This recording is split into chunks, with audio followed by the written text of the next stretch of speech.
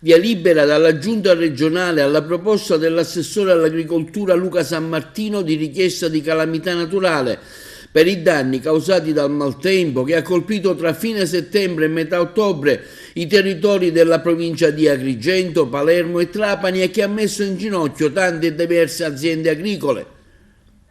Bisogna sostenere con tempestività le aziende agricole che hanno subito danni dal maltempo e vogliamo farlo con azioni concrete, dice il presidente della regione Renato Schifani. Si tratta di attività che hanno ricadute importanti sull'economia del territorio e che spesso portano avanti produzioni di valore e di qualità.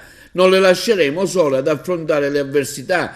Purtroppo i fenomeni meteorologici violenti sono sempre più frequenti, afferma l'assessore all'agricoltura San Martino, e colpiscono un settore che è già al collasso a causa dell'aumento dei costi energetici e delle materie prime. Occorrerà quindi agire con urgenza, stare a fianco agli agricoltori.